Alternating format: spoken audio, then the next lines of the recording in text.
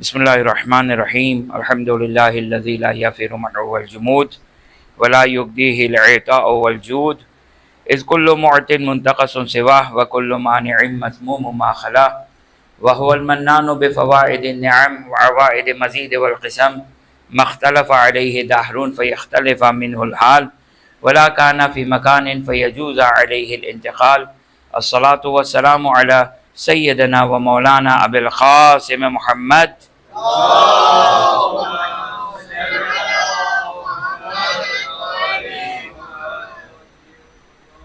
وعلى أهل بيته الطيبين الطاهرين لا سيما مولانا ومولى الكونين أبي الحسن والحسين أمير المؤمنين علي بن أبي طالب عليهما السلام.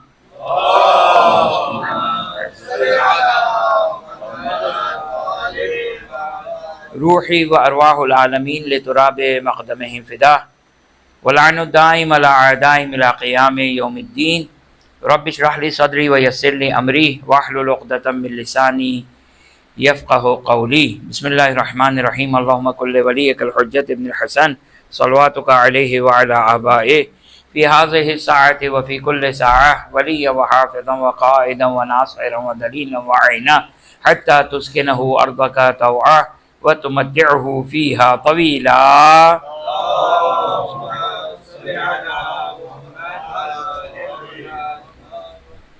اللهم عجل لوليك الفرج واجعلنا من أنصاره وأعوانه وأتباعه وشيعته والمستشهدين بين يديه. أما بعد فقد قال الله سبحانه وتعالى في كتابه الكريم أعوذ بالله من الشيطان الرجيم بسم الله الرحمن الرحيم فهل عسيتم إن توليتم أن تفسدوا في الأرض وتقطعوا أرحامكم.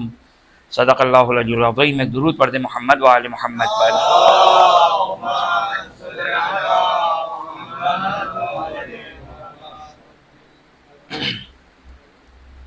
اچھا، جو موضوع مختلف موضوعات جو یہ دیے گئے ہیں، اور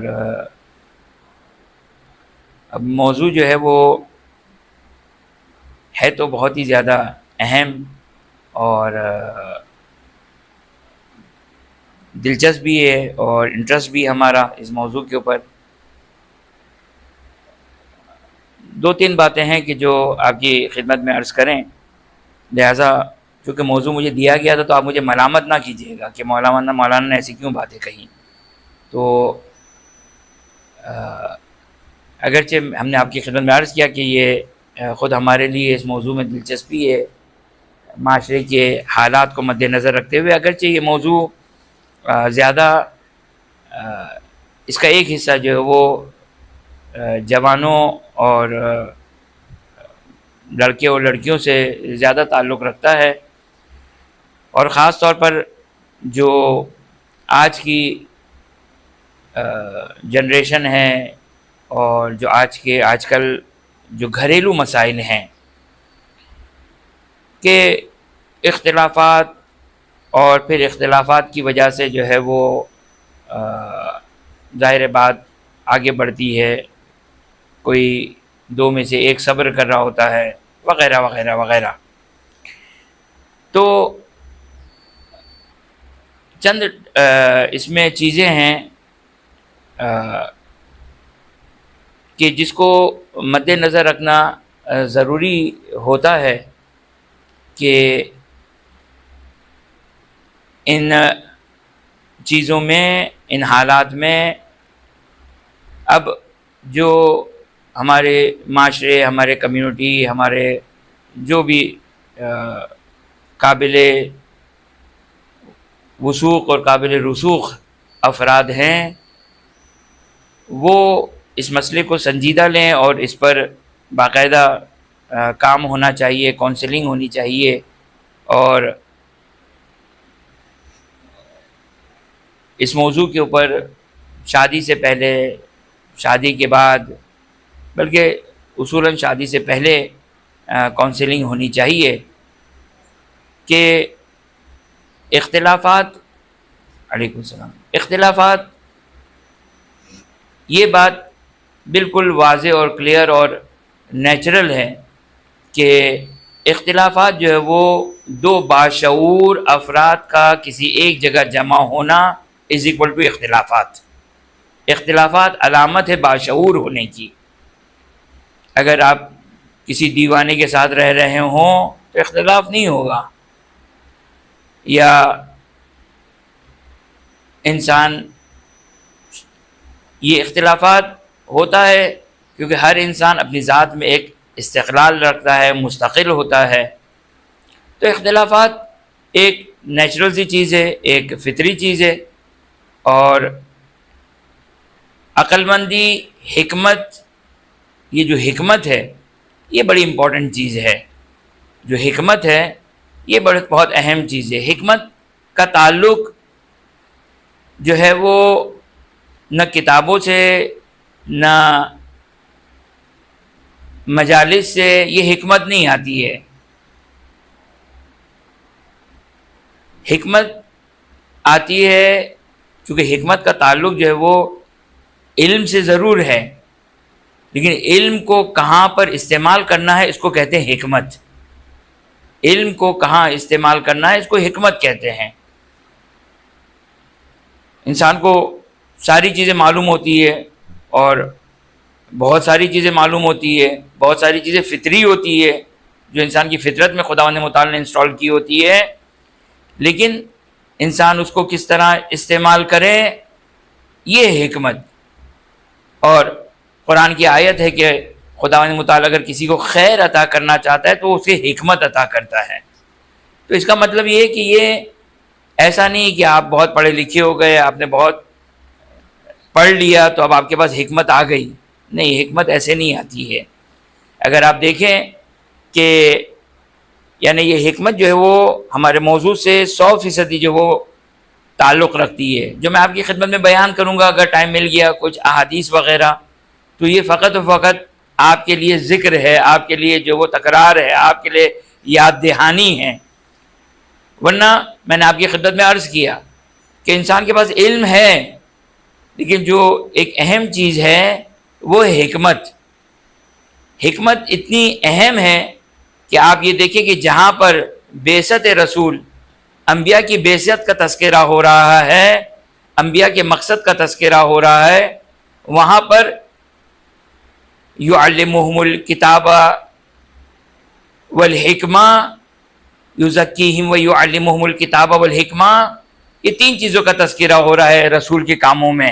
یا رسول صلی اللہ علیہ وآلہ یا انبیاء علیہ الصلوۃ والسلام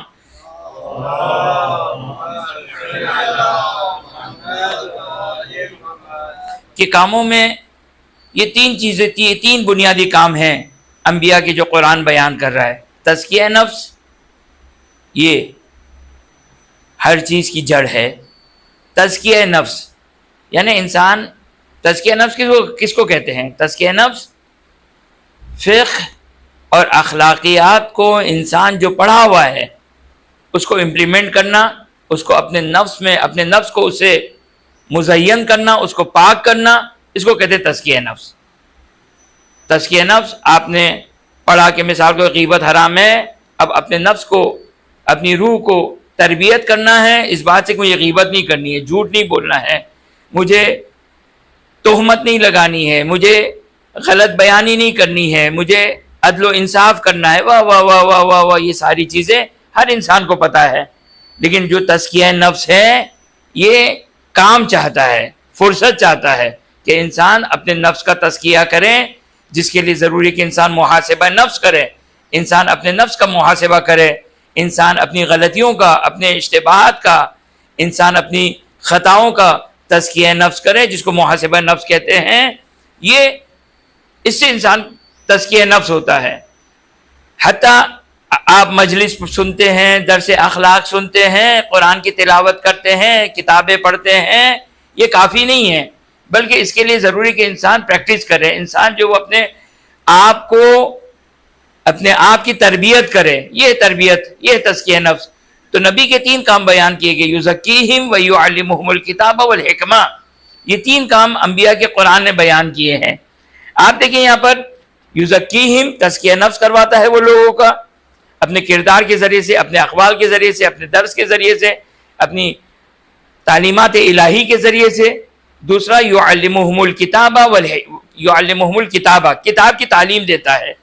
اب کتاب قرآن خدا میں سارا کا سارا علوم موجود ہے، سارا کا سارا علم موجود ہے، لیکن اس کے باوجود قرآن یعلمہم الکتابہ کے ساتھ حکمت کو ایک الگ سے بیان کر رہا ہے، حکمت کی ایک الگ سے تعلیم دے رہا ہے کہ حکمت جو مثال کے طور پر جو امیر المومنین سلام اللہ علیہ یا زیارت جامعہ کبیرہ یا مختلف احادیث میں آیا کہ نحنو باب الحکمہ، یا امیر المومنین سلام اللہ علیہ کے بارے میں آیا کہ امیر المومنین سلام اللہ علیہ باب الحکمہ ہیں، کہ نبی اکرم صلی اللہ علیہ وآلہ وسلم کی ذات جو وہ خود حکمت ہے، ان کے اقوال ان کے ارشادات حکمت کے اوپر مشتمل ہے، اور امیر المومنین سلام اللہ علیہ باب الحکمت ہے۔ بہرحال میں کہیں اور نہ نکل جاؤں، لہٰذا یہ حکمت جو ہے وہ بہت ضروری ہے۔ یہ ایک چیز ہے کہ جو ہمارے اس موضوع سے، کہ جو افراد ہمارے موضوع کو جنہوں نے نہیں سنا ان کے لیے میں بہرحال آگے کی بات جو ہوگی وہ ان سے واضح ہو جائے گی، اگر واضح نہ ہو تو بعد میں پوچھ لیے گا کہ مولانا آپ کا موضوع کیا تھا، تو انشاءاللہ میں بعد میں بتا دوں گا کہ موضوع کیا تھا۔ تو یہ جو جب انسان ایک جگہ، چاہے اپنے دوست آفس میں، دوستوں کے گیدرنگ میں، کسی بھی جگہ پر جہاں پر اجتماع ہے ایک سے زیادہ کا، جہاں پر اختلافات کا سبب بنتا ہے، تو یہ اختلافات کا سبب اور جو سب سے زیادہ مشکل اور دو مختلف مزاج کہ خداوند متعال نے ان دو مختلف مزاجوں کو خلق کیا ہے اس کائنات کو چلانے کے لیے۔ یہ دو مختلف باقاعدہ مزاج ہیں، ایک مرد کا مزاج، ایک خاتون کا مزاج، یہ دو مختلف مزاج ہیں کہ خداوند متعال نے ان دو مزاجوں کو، ان دو افراد کے جن کی دونوں کی حقیقت اگرچہ انسان کی حقیقت میں شامل ہیں، دونوں انسان ہیں، دونوں مومن ہیں، دونوں مومن اور دائرہ ایمان کے انڈر میں آتے ہیں، لیکن خداوند متعال نے اس دنیا کے نظام کو چلانے کے لیے دو مختلف مزاج کے ساتھ، جس کو ذکر و انثی قرآن بیان کرتا ہے، جس کو ہم مرد و عورت کہتے ہیں، یہ دو مختلف مزاج ہیں۔ اس کے لیے یہ خداوند متعال کو اپنے دنیا کا ایک نظام، ان دو مختلف مزاج ہیں۔ درست ہے کہ وہ بھی وہی قرآن پڑھتا ہے، پڑھتی ہے، وہ بھی وہی حدیث پڑھتا ہے، پڑھتی ہے، وہی فقہ پڑھتا ہے، پڑھتی ہے، وہی اخلاق پڑھتا ہے، پڑھتی ہے، وہی غیبت کے احکام، تہمت کے احکام، جھوٹ کے احکام، صبر کے احکام، حلم کے احکام دونوں کے لیے مشترک ہے، لیکن خداوند متعال نے ان دو مختلف مزاجوں کے اندر دو مختلف جو سیکس ہے، یہ مرد و عورت کے، خداوند متعال نے ان کے اندر دو مختلف مزاج انسٹال کیے ہوئے ہیں خداوند متعال نے۔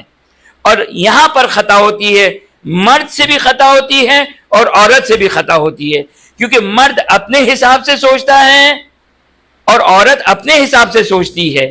کبھی بھی یہ ایک ہمارا ہر انسان کا مزاج ہے، ہر انسان کا مزاج ہے، یہ جو ایک غلط مزاج ہے۔ ہم کسی پر اعتراض کرتے ہیں، ہم کسی کی خطا کو جب اس کو ہائی لائٹ کرتے ہیں تو کبھی بھی ہمیشہ ہم اپنے اینگل سے دیکھتے ہیں، ہم اپنی حالت سے دیکھتے ہیں، اپنی سچویشن سے دیکھتے ہیں، کبھی بھی سامنے والے کے، جس کو کہتے ہیں کہ شو میں جا کر سوچنا، سامنے والے کے اعتبار سے سوچنا، یہ ہم نہیں سوچتے ہیں۔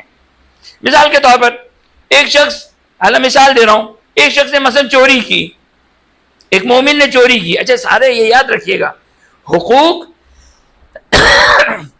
جو حقوق عام طور پر جو حقوق ہیں وہ مومنین کے ہیں، انسانوں کے حقوق اور اس کے بعد مسلمانوں کے حقوق، ان سب سے جو شریعت نے جو تعلیمات قرآن و تعلیمات اہل بیت اطہار علیہ السلام ہیں، وہ پرائرٹی لیول کے اوپر اصل حقوق مومنین کے حقوق ہے۔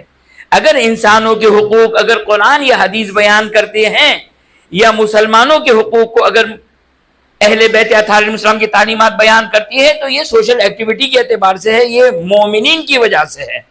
اصل جو مومنین کا جو مقام ہے، مومن کا جو مقام ہے، جو روایات بیان کرتی ہے کہ مثلا اس کی غیبت کرنا حرام ہے، اس کی توہین کرنا حرام ہے، اس کو ذلیل کرنا حرام ہے، واہ واہ واہ واہ واہ واہ، یہ جو حقوق ہے فقط یہ نہیں، قضاء حاجت مومن، یہ ایک کہ اگر موقع ملا تو آپ کی خدمت میں بیان کروں گا، قضاء حاجت مومن یعنی مومن کی حاجت کو پورا کرنا۔ اصل میں روایت دیکھ رہا تھا تو واقعاً ایسا محسوس ہوا کہ قضاء یعنی مومن کی حاجت کو، اگر مومن آپ کے پاس آئے کوئی حاجت لے کر، اس کو پورا کرنا کس طریقے سے روایات بیان کر رہی ہے۔ یعنی بعض روایت اگر وہ صحیح و سند ہو تو مجھے نہیں معلوم کہ فقیہ، اگرچہ فقیہ فتویٰ نہیں دے رہا ہے، لیکن واقعاً اس روایت سے وجوب سمجھ میں آتا ہے، واجب سمجھ میں آتا ہے کہ مومن اگر حاجت لے کر آئے اور انسان قدرت رکھتا ہو اس حاجت کو پورا کرنے پر، واجب ہے کہ انسان جو وہ واجب اخلاقی کہہ رہا ہوں میں، واجب ہے کہ انسان اس کی حاجت کو پورا کرے جہاں تک ممکن ہو۔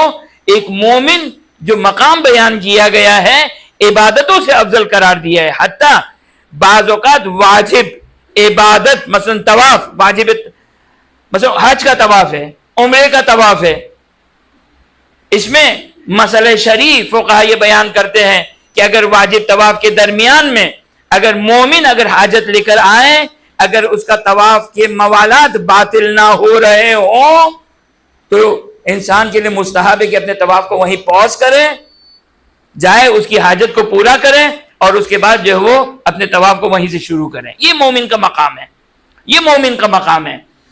اور گھر میں رہنے والا شوہر بھی مومن کی کیٹیگری میں آتا ہے اور بیوی بھی مومن اور مومنہ کی کیٹیگری میں آتا ہے۔ یہ حقوق فقط باہر والوں کے لیے نہیں ہے بلکہ گھر والوں کے لیے بھی ہے۔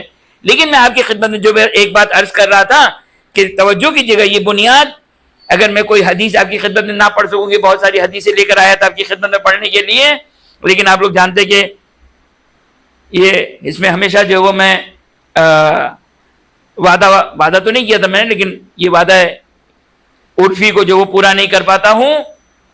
لیکن اس بات کو انتہائی، چونکہ یہ ایک سائیکولوجی ہے، یہ ایک سائیکولوجی ہے کہ جس کو سمجھنا انتہائی ضروری ہے کہ ہم عام طور پر دیکھیں اس کے مسائل، اس کی مشکلات، ایک آپ مستحب کے اعتبار سے دیکھیں، حقوق کے اعتبار سے دیکھیں اور دوسرے اینگل سے دیکھیں تو خود انسان کے لیے یہ باعث سکون اور آرام ہے۔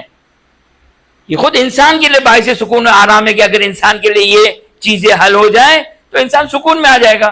مثال کے طور پر اب میں ایک اسباب مثال دے رہا ہوں، نہ یہ کہ جو وہ نہ آپ کو نہ آپ کے گھر والوں کو، یعنی بھائی میں بچوں جوانوں سے مخاطب ہوں، وہ بچے بہت چھوٹے چھوٹے جو میری بات کو نہیں سمجھے ان سے مخاطب ہوں میں۔ تو آپ سمجھے کہ اگر مثال کے طور پر ایک مثال دے رہا ہوں میں فقط سمجھانے کے لیے کہ اگر مثال کے طور پر آپ کو معلوم ہے کہ یہ مجنون ہے تو آپ اس کی باتوں کو، اس کی حرکتوں کو اگنور کریں گے، اگر صحیح ہے، یہ قابل معافی، اس کو کیا انسان کنڈیم کرے۔ اگرچہ ہم بعض اوقات احمقانہ کام کرتے ہیں، جب دیوار سے ٹکراتے ہیں تو ہم دیوار کو برا بھلا کہتے ہیں، یہ احمقانہ کام ہے۔ جب ہم ٹیبل سے ٹکراتے ہیں تو یہ ہم ٹیبل پہ غصہ اتار رہے ہوتے ہیں، اور اگر بیوی یا شوہر سامنے آ جائے تو پھر غصہ وہاں پر اتر جائے تو ایک الگ بات ہے۔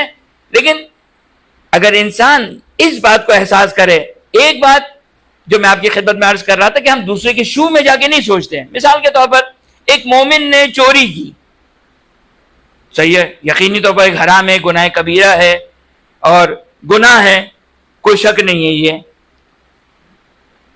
اسی لیے روایتوں میں کہا گیا کہ مومن کی مذمت نہ کرو، مومن کے برے کاموں کی مذمت کرو۔ مومن قابل مذمت نہیں ہے، کیوں؟ اس لیے کہ یہ اس کے دل میں علی اور آل علی کی ولایت ہے۔ یہ جو بھی فضیلت ہے مومن کے حقوق کی، یہ توحید کی وجہ سے نہیں ہے، وَإِلَّا مسلمان بھی شامل تھا، یہ رسالت کی وجہ سے، ورنہ غیر مسلمان بھی شامل تھا، یہ رسالت کی وجہ سے نہیں ہے، یہ مومن امیر المومنین اور آل علی کی ولایت کی وجہ سے اس کے یہ حقوق ہیں، مومن کے جو حقوق روایتوں نے بیان کیے گئے ہیں۔ نعوذ باللہ من ذالک، توحید کی مذمت یا برائی یا کوئی واضح ہے کہ یہ مراد نہیں ہے، لیکن یہ جو ایک مومن کا مقام ہے، ایک مومن کی عظمت ہے، یہ اس کی ولایت کی وجہ سے ہے، اس کے عقیدہ ایمان کی وجہ سے ہے۔ لہذا توجہ کریں کہ ایک سب سے بڑی جو پرابلم ہوتی ہے کہ اگر مثال کے طور پر، جیسے میں آپ کی خدمت میں مثال دے رہا تھا، ہمیں پتہ چلا کہ ایک مومن نے مثال کے طور پر چوری کی، 99% میں اور آپ کو بھی میں لے رہا ہوں معذرت کے ساتھ، 99% افراد ہم اس شخص کی مذمت کرتے ہیں، نہیں، اس کے کام کی مذمت ہونی چاہیے، لیکن ایک اہم ترین چیز یہ ہے کہ وہ کون سی چیز ہے کہ جو اس کو اس گناہ کرنے کے اوپر موٹیویٹ کر رہی ہے، کیوں اس نے یہ گناہ کیا، کس وجہ سے اس نے گناہ کیا۔ 99% ہم لوگ اس چیز کو جو وہ اپنے حساب میں نہیں لے کر آتے ہیں، کیا مجبوری تھی اس کی، کیا مجبوری تھی اس کی۔ ہم جب دو افراد مل کر تیسرے افراد کی جب برائی کر رہے ہوتے ہیں، چاہے وہ غیبت ہو یا غیبت نہ ہو، تو اس میں جب برائی کر رہے ہوتے ہیں تو کتنے افراد جو اس کے شو میں جا کر سوچ رہے ہوتے ہیں، اس کے اینگل سے سوچ رہے ہوتے ہیں، نہیں سوچ رہے ہوتے ہیں۔ ہم ممکن ہے ایک انسان اس معاشرے کی مشکلات کی وجہ سے، کہ میں عام طور پر نیو جنریشن کہ جس میں ہم بھی اب اس سوشل میڈیا کی وجہ سے ہم بھی اس نیو جنریشن میں جو داخل ہو گئے ہیں، یعنی جنریشن کے زمانے کے اعتبار سے تو ہم بھی آپ کے ساتھ ہیں، صحیح ہے کہ آپ جو ہے وہ زیادہ تیز ہیں، لیکن یہ نیو جنریشن جو اس سوشل میڈیا کی وجہ سے سائیکو ہو چکی، ہم سب سائیکو ہیں اس کی وجہ سے جو فرسٹریشن ہے، اس کی وجہ سے جو ذہن کے ایک اضطراب جو اس سوشل میڈیا کی وجہ سے ہے، ہر انسان گرفت آ رہی ہے۔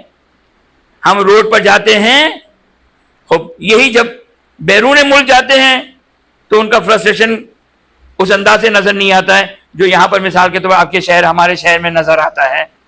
یہ کیا ہے؟ یہ سوائے فرسٹریشن کے اور کچھ نہیں ہے۔ کیوں وہاں جا کے وہی اسی قوانین اور اسی انداز سے جو وہ مثال کے طور پر گاڑی چلا رہا ہے، یعنی یقین جانا ہے وہ بد اخلاقی جو ہمارے روڈوں پہ نظر آتی ہے، جس کو آپ لوگ اپنی زبان میں ایتھکس کہتے ہیں، واقعاً صفر ہے یہ۔ عجیب حال ہے مومنین کا۔ ہم بھی جس شہر میں رہتے ہیں وہاں بھی ایسے حال ہے، بس پہلے میں پھر دنیا۔ تو یہ ہماری ایک عجیب سائیکولوجی اور ہماری عجیب ایک تربیت ہے۔ ہم جب تک سنجیدگی کے ساتھ ان مسائل کو نہ دیکھیں گے تو نہ ہمارے گھر میں سکون ہوگا، نہ ہمارے گھر میں آرام ہوگا۔ خداوند متعال، یہ جو میں آپ کی خدمت میں عرض کر رہا تھا کہ جو ایک وضاحت دینا ضروری ہے کہ خداوند متعال نے دو مختلف 180 ڈگری مزاج کو خداوند متعال نے خلق کیا ہے تاکہ یہ نظام کائنات چلے، یہ نظام دنیا چلے۔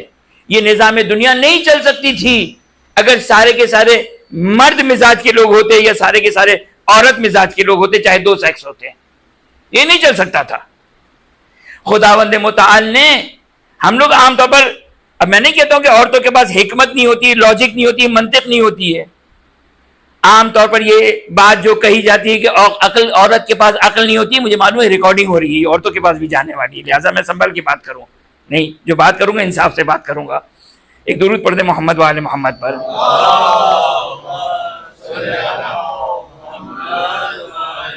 یہ جو بات کہی جاتی ہے کہ عورت کے پاس عقل نہیں ہوتی ہے، عقل کس کو کہتے ہیں؟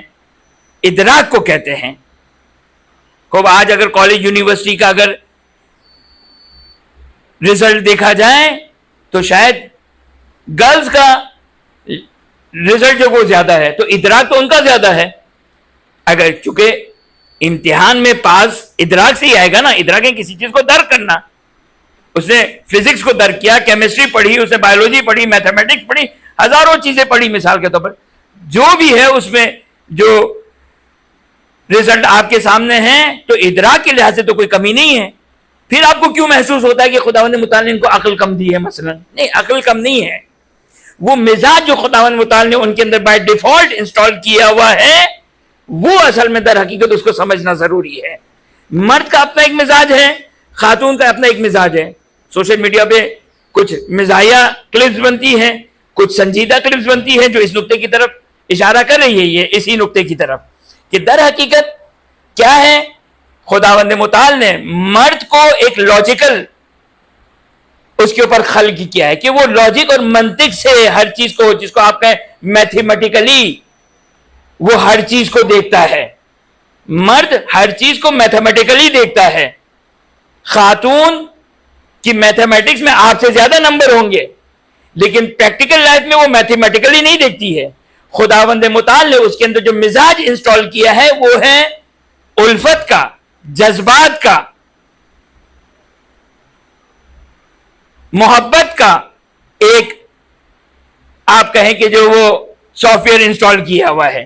وہ ہر چیز اس اینگل سے دیکھتی ہے، نہیں دیکھتی نہیں ہے، اس کے مزاج میں، اس کی فطرت میں ہے. یہ اختلاف کہاں آتا ہے؟ اختلاف یہاں پر آتا ہے. آپ بات کرتے ہیں لاجیکلی، منطقی، کہ آپ سمجھتے ہیں کہ میں بہت منطقی ہوں، نہیں، وہی منطق اس کو بھی معلوم ہے.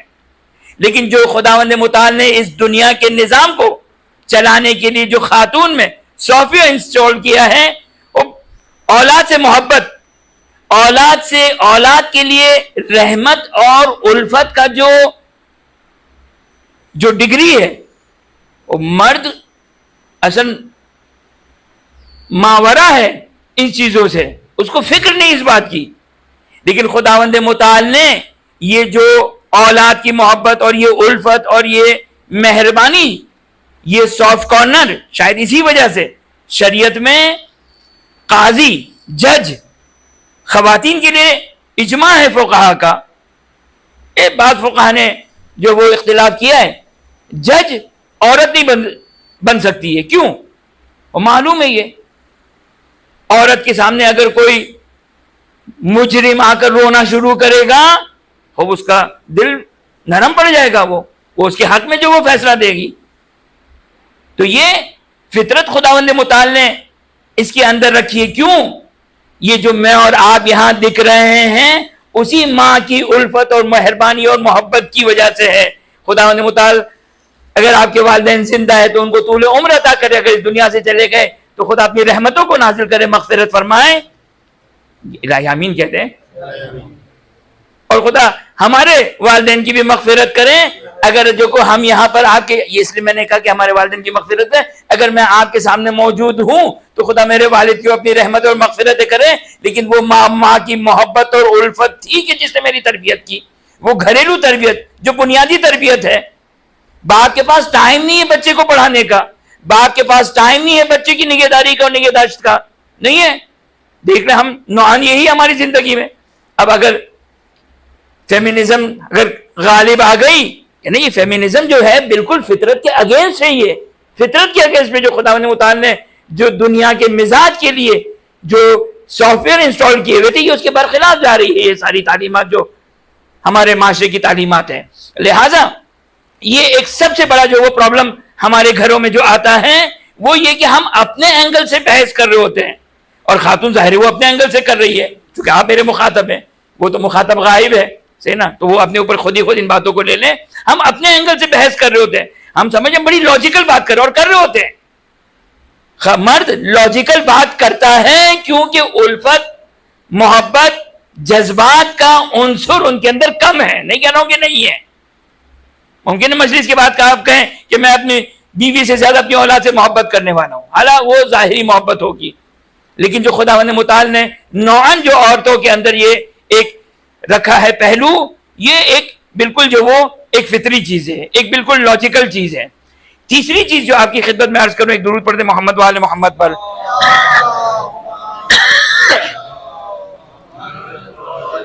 تیسری چیز جو بہت ہی امپورٹنٹ اور بہت ہی اہم ہے وہ ہے توقعات، ایکسپیکٹیشن. ہماری زندگی 99% توقعات سے بھرپور ہے، توقعات سے بھرپور ہے، چاہے مرد چاہے خاتون، دونوں کی زندگی میں ایک دوسرے. اچھا یہ توقعات فقط میاں بیوی کی حد تک نہیں، پورے معاشرے کی بات کی جا رہی ہے، پورے معاشرے کے مسائل ہے. یہ مومنین کے درمیان اختلاف ہے، شادی ہے، ہمیں فلاں سیٹ پہ نہیں بٹھایا، چھوٹی سی بات، ہم گئے، اس کا ایسا احترام کیا ویسا میرا احترام نہیں کیا. یہ ساری توقعات ہے، یہ ساری توقعات ہے. اور گھر میں ہماری زندگی توقعات سے بھرپور ہے. میں گھر گیا، کھانا تیار نہیں ہے، وہ فک پڑی ہے آپ نے تو چلے میں اس معاشرے میں گفتگو نہیں کر رہا جہاں پہ فک نہیں ہے، لیکن اس کے باوجود وہ اندر ایک توقع، اور خاص طور پر اگر شروع کے ایک ہفتے میں کھانا نہ پکاؤ تو عادت ہو جاتی ہے. یہ عام طور پر جو کہ وہاں پر مشکل ہوتی ہے جہاں پر ساری زندگی کھانا کھلایا، پھر ایک دن اگر کھانا نہیں پکا تو انسان کو ہوتا ہے کیوں، اسے کہ اب اس کی توقعات جو کو ڈیولپ ہو چکی ہے اچھے طریقے سے، کپڑے استری کرنا.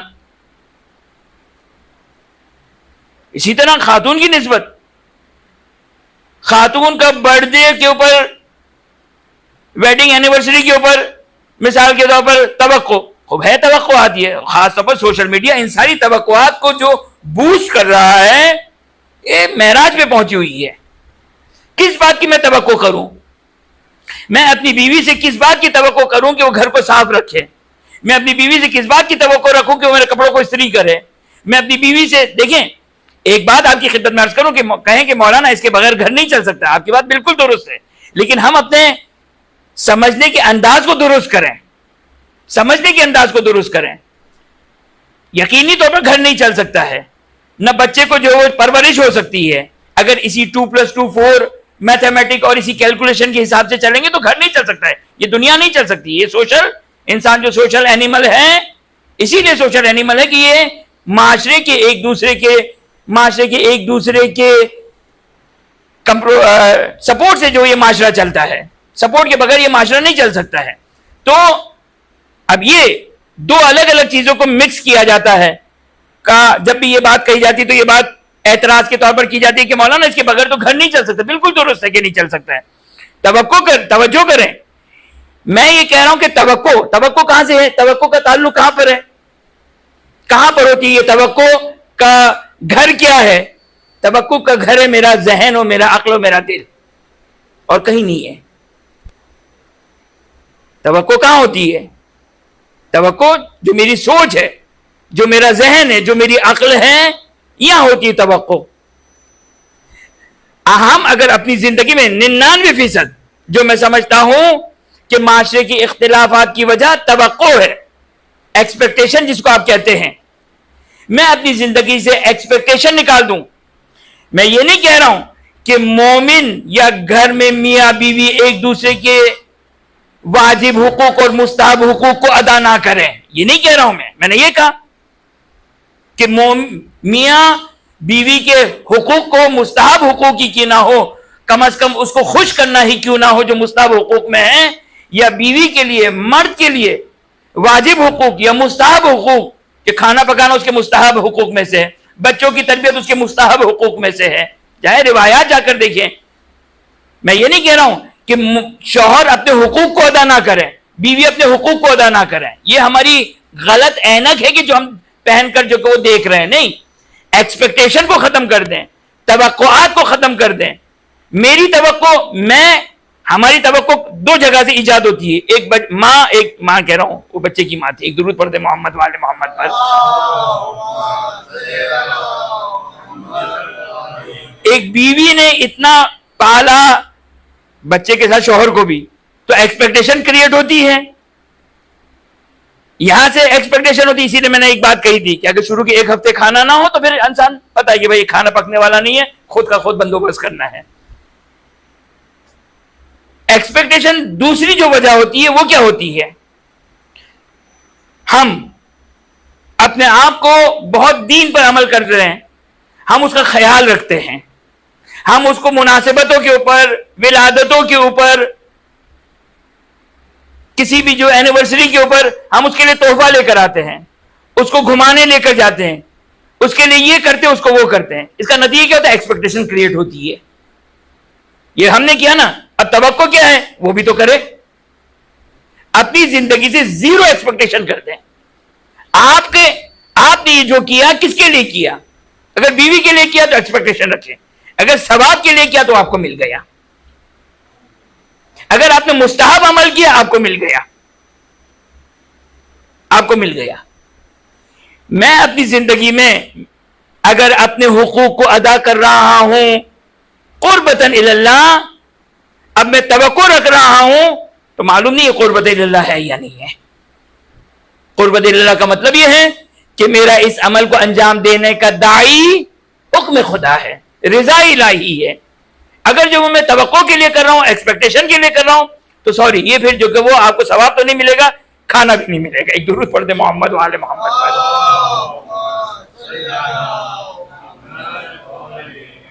لہذا یہ ایک بہت بڑی وجہ ہے انسان کی زندگی میں اختلافات کی. جو دوسری والی وجہ تھی وہ میں آپ کی خدمت میں دوبارہ بیان کر دوں کہ یہ ایک انسان چاہے مرد ہو چاہے خاتون ہو، چاہے بیوی ہو چاہے شوہر ہو، صرف چند لمحوں کا حلم چاہیے ہوتا ہے.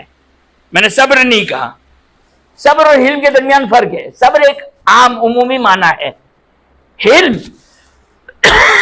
جس کی بہت زیادہ تعریف آئی ہے، صبر کی بھی تعریف ہے لیکن حلم کی صبر سے زیادہ تعریف ہے. کیوں؟ اس لیے کہ صبر عام ہے. جب حلم کی ڈیفینیشن سنیں گے تو صبر کا معنی آپ کو پتا چل جائے گا، عام ہے. حلم کس کو کہتے ہیں؟ حلم اس کو کہتے ہیں کہ انسان کسی غلطی کے اوپر غصے میں طاقت اور قدرت رکھتے ہوئے صبر کرے، اس کو حلم کہتے ہیں. اس کو حلم کہتے ہیں. میں کہہ سکتا تھا، میں بدلہ لے سکتا تھا، میں نے حلم سے کام لیا، اس کو کہتے ہیں حلم. اگرچہ صبر بھی، کیونکہ صبر عام ہے. جہاں پر انسان انگور کھٹے ہو اور انسان صبر کرے اس کو صبر کہتے ہیں، اس کو حلم نہیں کہتے ہیں. لیکن جہاں پر انسان کا اختیار ہو اور انسان صبر کرے تو اس کو صبر بھی کہتے ہیں اور حلم بھی کہتے ہیں. اب انسان عام طور پر کیا ہوتا ہے، ایک غلطی ہوئی کسی سے بھی، غلطی ماننا خاص طور پر بیوی کے لیے شوہر کے سامنے اور شوہر کے لیے بیوی کے سامنے، یہ نیئرسٹ امپاسبل ہے. جس کے لیے دوسرا والا جو وہ سوچ رہا ہوتا ہے، اپنی رات خراب کر رہا ہوتا ہے. اور ظاہر ہے یہ سارے مسائل ہیں. تو آپ کی خدمت میں عرض کر رہا تھا، اگر انسان اپنی غلطی ہونے کے باوجود چند لمحوں کے لیے، صرف چند لمحوں کے لیے خاموش ہو جائے، جھگڑا اسٹارٹ ہوتا ہے جہاں پر دو میں سے ایک فریق، دونوں فریق بولتے رہیں گے، یہ اینڈ لیس جھگڑا رہے گا، ایک ہفتے ایک مہینے تک چلے گا اور شاید نہیں معلوم کہ اس کا اختتام کہاں پر ہو. اگر انسان چاہے وہ یہ محسوس کرے کہ مجھ پر ظلم ہوا، میری بعد میں نہیں کہہ رہا ہوں کہ ڈسکس نہ کریں ان مسائل کو، لیکن وہ جو ایک پیک ٹائم ہوتا ہے کہ جس میں روایتوں میں بیان کیا گیا کہ جب انسان غصے کی حالت میں ہوتا ہے تو شیطان کے سامنے، شیطان کے ہاتھ میں وہ انسان گیند کی طرح ہوتا ہے، بال کی طرح ہوتا ہے. اگر انسان اس لمحے کو اویل کر لے، اس لمحے کو صرف چند سیکنڈ کے لیے، چند لمحات جہاں پر انسان یہ محسوس کرے کہ میں خود ٹھنڈا ہو چکا ہوں، معاملہ ٹھنڈا ہو چکا ہے، اس کے بعد آپ ڈسکس کریں، کوئی مسئلہ نہیں ہے. پھر تو میں نہیں ہوگی. پھر وہ آپ کو معلوم ہے یہ ساری وہ چیزیں کہ آپ میرے پاس مسائل نہ لے کر آئیں، کیونکہ یہ جنرل قانون، یہ جنرل قانون ہے. ہر شخص کا انفرادی طور پر اپنے اپنے مسائل ہے، وہ اس کو حکمت دی ہے، خدا نے متعال نے علم دیا ہے، شعور دیا، اس کو اس طریقے سے سالو کرنا ہے. کس طرح سالو کرنا، آپ اپنے گھر کے مسائل لے کر آ جائیں، یہ کوئی فائدہ نہیں ہے اس کا، کوئی فائدہ نہیں ہے اس کا کہ آپ اب میرے سامنے اگر گھر کے مسائل لے کر آئیں گے تو آپ کے گھر کی برائی مثلا مجھ تک پہنچے گی.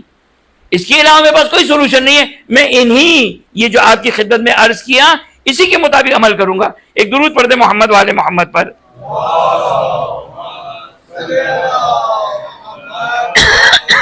بات بس میں ختم کروں کہ توجہ کیجئے گا، یعنی ہم جب مومنین کے حقوق پر مجلس سنتے ہیں، کتاب پڑھتے ہیں، حدیث سنتے ہیں، تو ہمیں گھر والوں کے علاوہ، اب گھر والوں میں والدین، بھائی بہن، بیوی، اولاد، بچے، سب، گھر والوں کے علاوہ دنیا والے سارے مومنین ہمیں دکھتے ہیں. نہیں، گھر والے اولا ہیں مومنین کی کیٹیگری میں.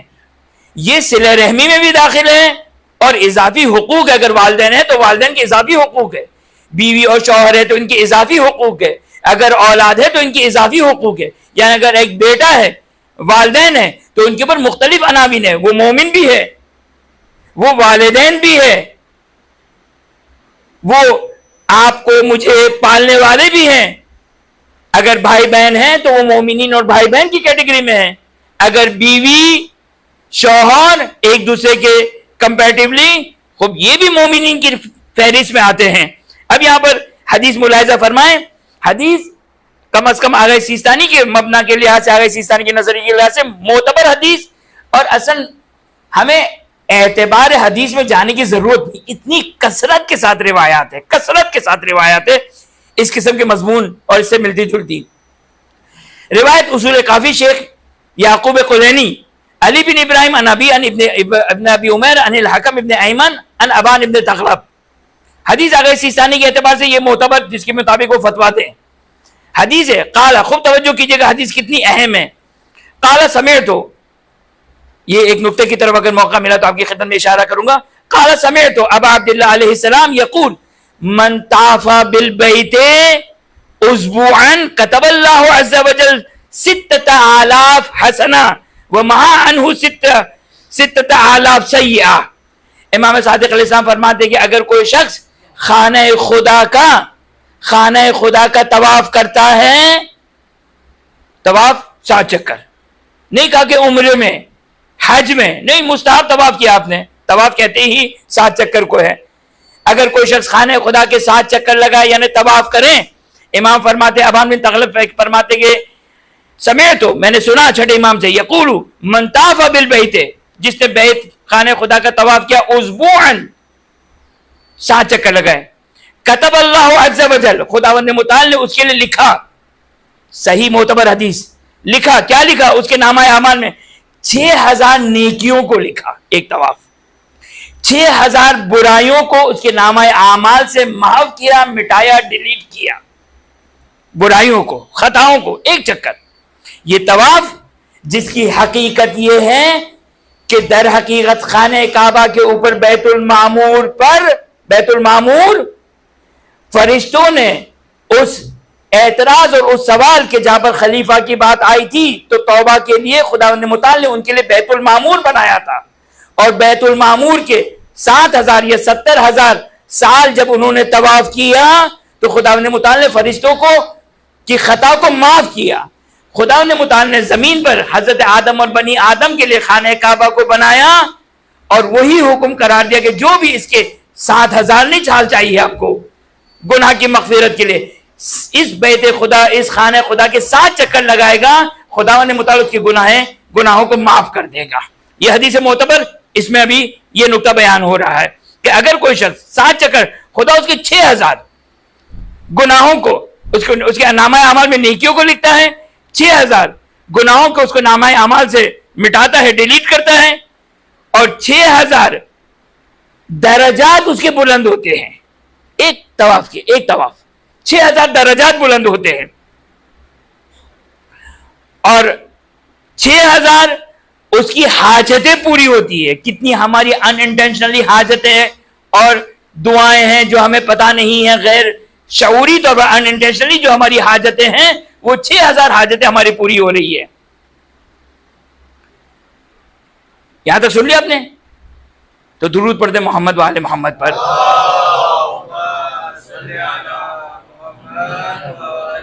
ایک درود پڑھتے محمد و آل محمد پر.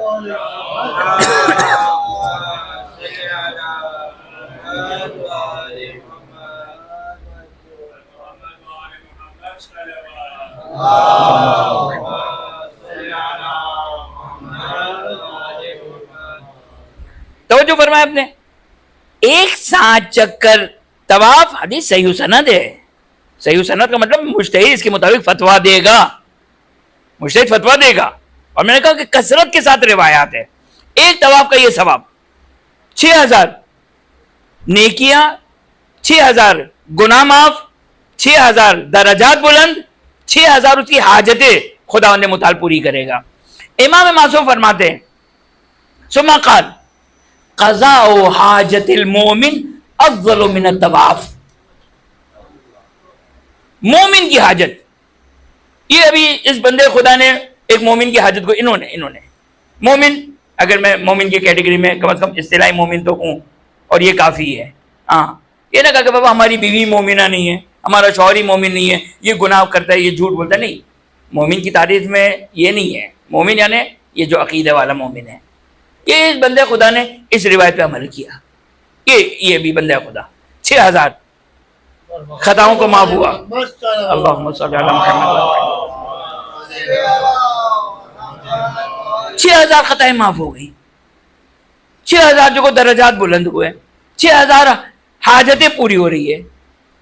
آپ کہ پھر تو ہماری جو کوئی حاجت جو باقی نہیں رہنی چاہیے تھی. نہیں، ہم باقی دوسرے اعمال کر کے کمپنسیٹ کر دیتے ہیں. امام معصوم فرماتے ہیں افضل حاجت قضاء حاجت المومن افضل من الطواف. طواف نہیں کہا، وہ طواف حتی عد عشرن، ایک طواف نہیں 10 طواف اگر ایک مومن کی حاجت کو پورا کرے. مومن کو اذیت دینا، مومن کو رسوا کرنا، مومن کو گالی دینا، مومن، یہ سب الگ مسئلہ ہے. ان سب کی الگ الگ روایات ہیں ہمارے پاس جو ظاہر اس مختصر سی گفتگو میں نہیں بیان کی جا سکتی ہے. یہ ہے طواف، اور مومن کی حاجت اس سے زیادہ افضل ہے. لیکن وقت جو ہے وہ بہت زیادہ ہو گیا، معذرت چاہتا ہوں. بس انسان یہ جو سب کچھ بیان ہوا، یہ آپ نہ کہیں کہ یہ بیوی کی فیور میں تھا یا بیوی سنے تو شوہر کی فیور میں نہیں تھا، یہ اپنی فیور میں تھا. اگر ہم اپنی زندگی کو پرسکون بنانا چاہتے ہیں، اس پر عمل کریں، اس پر عمل کریں. یہ اپنے پرسکون اور اپنے اطمینان کے لیے آپ کے مولانا قربت اللہ انشاءاللہ ثواب مل جائے گا. نماز شب بھی پڑھتے ہیں، کس لیے پڑھتے ہیں؟ رزق کے لیے پڑھتے ہیں، یہ بھی قربت اللہ میں داخل ہے. بہرحال یہ مقام ہے مومن کا مقام. خانہ کعبہ بعض روایت بیان کرتی ہے حرمت المومن افضل من حرمت الکعبہ، اعظم من حرمت الکعبہ. عجیب روایت یہ ہے کہ مومن کی حرمت کعبے کی حرمت سے زیادہ عظیم ہے. بعض روایتوں میں اس طرح نقل ہوا. وہ کعبہ کہ جس کو دیکھنا عبادت ہو، صرف دیکھنا عبادت ہو. احترام یعنی ہماری زندگی میں شوہر بیوی، بیوی شوہر کے درمیان، معذرت کے ساتھ صحیح ہے، میں نہیں کہتا ہوں کہ آپ جو ہے وہ اہل لکھنؤ کی طرح جو ہو رہے ہیں شوہر بیوی کے ساتھ، بیوی شوہر کے ساتھ، نہیں، ایسا نہیں ہوتا ہے. وہ غیروں کے ساتھ ہوتا ہے. لیکن یہ مومنین ایک دوسرے کا جو ہے وہ احترام کریں، ان کی خطاؤں کو معاف کریں. خطاؤں کو معاف کرنا صفر ہے ہمارے یہاں، خطاؤں کو معاف کرنا. معصوم امام مجتبیٰ علیہ الصلوۃ والسلام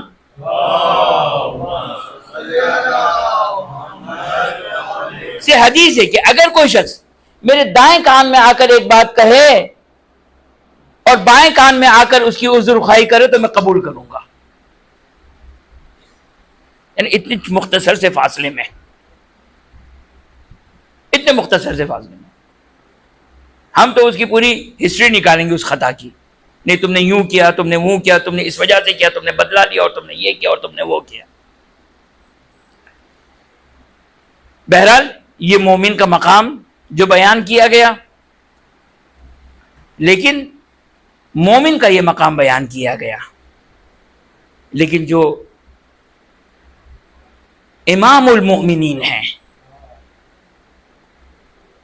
جو امام المؤمنین ہیں، سید الشہداء سلام اللہ علیہ، لوگ کہتے ہیں بھئی عزاداری، ہم جتنی عزاداری کرتے ہیں اصلاً سید الشہداء سلام اللہ علیہ، سید الشہداء سلام اللہ علیہ کی مصیبت ہم سمجھتے ہیں کہ جتنی جو ہے وہ مصیبت زیادہ پڑی جائے تو ہمیں زیادہ گریہ ہوگا. نہیں، یہ معرفت کی کمی ہے، یہ معرفت کی کمی ہے.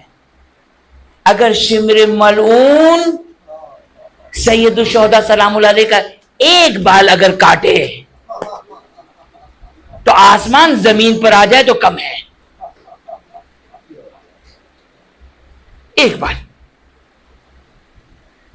وہ حسین جن کی حرمت کو پامال کیا، اور در حقیقت یہ سید الشہداء کی حرمت نہیں ہے، یہ رسول خدا صلی اللہ علیہ وآلہ کی حرمت ہے. آپ دیکھیے شب عاشور، جہاں پر امام حسین علیہ الصلوۃ والسلام نے اپنے اصحاب سے جب بیعت اٹھائی،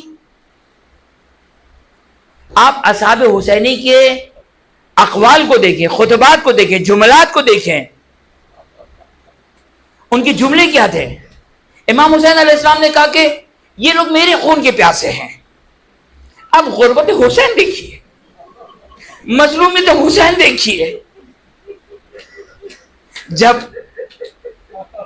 شب عاشور یا 9 محرم کو امام حسین کے بعض اصحاب فرات کے کنارے گئے، جو امام حسین نے کہا کہ جاؤ بچوں کے لیے پانی لے کر آؤ، نافع بن ہلال اور اصحاب حسینی جب وہاں پر پہنچے تو یزیدی فوجوں کے لیے کوئی مسئلہ نہیں تھا. کہا کیوں آئے ہو؟ کہا پانی کے لیے. کہا پیو. اصحاب حسینی کے لیے پانی بند نہیں تھا، اگر بند تھا تو فاطمہ کے لیے نہیں. اس سے بڑھ کر کہوں، نافع بن ہلال غضب میں آئے کہ وائے ہو، کتے اور سور اور یہودی اور مجوسی یہاں سے پانی پی سکتے، لیکن فاطمہ کا لال پانی نہیں پی سکتا ہے. مصیبت بہت بڑی مصیبت ہے، اس لیے کہ ہستی بہت عظیم ہے.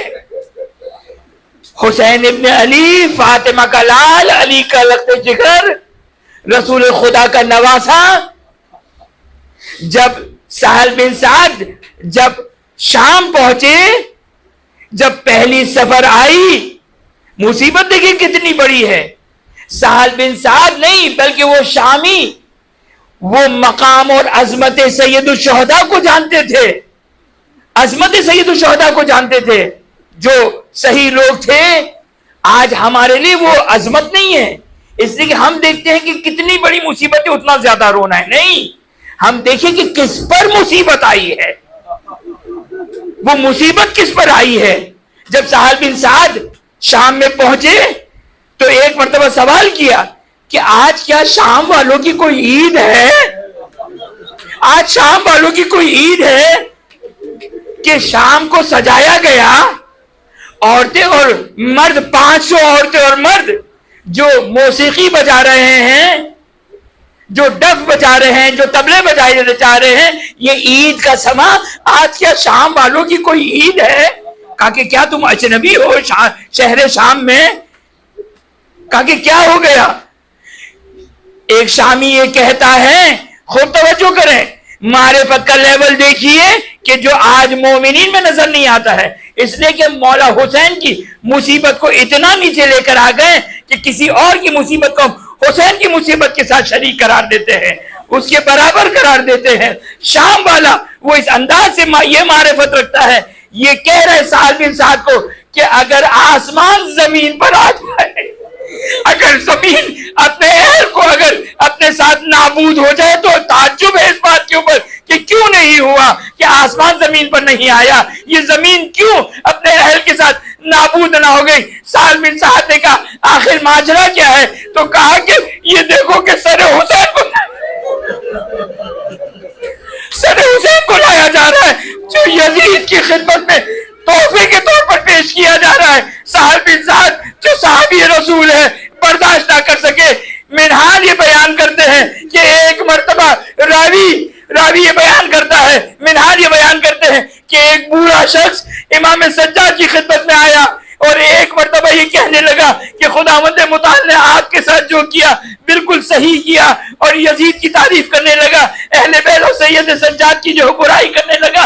ایک مرتبہ سید سجاد نے پورے علم کے ساتھ کہا کیا تو نے آیے مودت سنی ہے؟ آیے مودت سنی ہے؟ ہاں سنی ہے. انما یوری اللہ اسألکم علیہ اجرا الا المودۃ فی القربى. کہاں سنی ہے، پڑھی ہے؟ کیا آیے تطہیر پڑھی ہے؟ کیا آیے خمس پڑھی ہے؟ کیا آیے مودت پڑھی ہے؟ کہا کہ ہاں میں نے پڑھی ہے. تو ایک مرتبہ سید سجاد نے کہا کہ یہ ساری کی ساری آیت میں جو اہل بیت کا تذکرہ ہے وہ ہمارے بارے میں. ایک مرتبہ بوڑھا تعجب کرتا ہے، دوسری مرتبہ سوال کرتا ہے کیا یہ ساری کی ساری آیت آپ اہل بیت کے بارے میں نازل ہوئی؟ آپ اہل بیت اطہار میں سے ہیں، آپ فاطمہ کے لال ہیں، آپ علی کے فرزند ہیں، آپ رسول کے نواسے ہیں. ایک مرتبہ بوڑھے نے سنا، اپنا امامہ پھینکا، دو ہاتھوں سے اپنے سر پیٹنا شروع کیا. یزید نے ایک مرتبہ اسے شہید کر دیا. لیکن ہاتھ جوڑ کے کہوں گا اے بوڑھے، تم نے تو فقط سر حسین کو دیکھا، برداشت نہ کر سکے. ہائے کربلا میں سید سجاد، عصر عاشور ذرا دیکھیے، حجت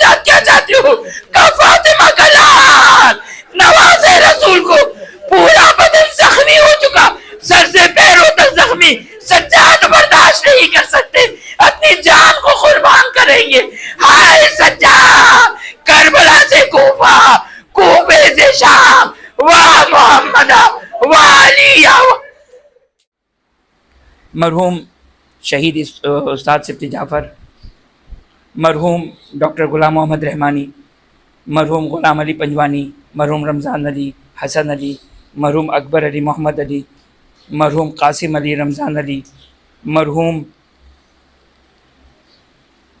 سلطان علی، مرحومہ شہر بانو شیرین بانو، مرحومہ روشن بانو، مرحومہ ارم لیلانی، مرحومہ فرزانہ بانو، مرحومہ زبیدہ بانو، مرحومہ رضیہ بانو، دیوجانی لیلانی رحمانی خاندان، تمام مرحوموں، اپنے مرحومین اور کل مرحوم مومنات شہداء کرام کے لیے ایک سورہ فاتحہ۔